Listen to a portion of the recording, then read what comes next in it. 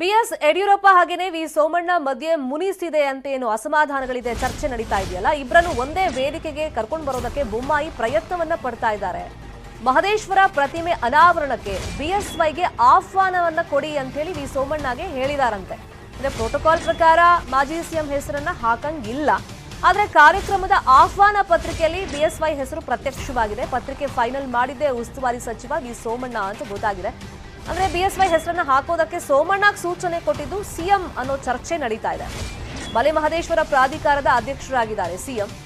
BSY ಹೆಸರು ಸೋಮಣ್ಣ ಹಾಕ್ಸಿದ್ರ ಅಥವಾ CM ಹೇಳ್ಬಿಟ್ಟು ಹಾಕ್ಸಿದ್ರ, ಆ ಬಗ್ಗೆ ಚರ್ಚೆಗಳು ನಡೀತಾ ಇದೆ. ಶನಿವಾರ 108 ಅಡಿ ಪ್ರತಿಮೆ ಅನಾವರಣವನ್ನ ಸಿಎಂ ಮಾಡ್ತಾರೆ. ಆ ಕಾರ್ಯಕ್ರಮದಲ್ಲಿ ಈಗ ಇನ್ವಿಟೇಷನ್ ಅಲ್ಲಿ ಸೋಮಣ್ಣ ಅಫ್ಕೋರ್ಸ್ ಉಸ್ತುವಾರಿ ಸಚಿವರು, ಅವ್ರು ಬರಲೇಬೇಕಾಗತ್ತೆ. ಇನ್ನು ಆಹ್ವಾನ ಪತ್ರಿಕೆಯಲ್ಲಿ ಬಿಎಸ್ವೈ ಹೆಸರು ಕೂಡ ಇರೋದ್ರಿಂದ ಒಂದೇ ವೇದಿಕೆಯಲ್ಲಿ ಇಬ್ರು ಕಾಣಿಸ್ಕೊಳ್ತಾರಾ ಅನ್ನೋದು ಈಗಿರುವಂತ ಕುತೂಹಲ. ಈ ಮುಖಾಂತರ ಇಬ್ಬರ ನಡುವಿನ ವೈಮನಸ್ಸನ್ನ ದೂರ ಮಾಡ್ತಾರಾ ಸಿಎಂ, ನೋಡ್ಬೇಕು.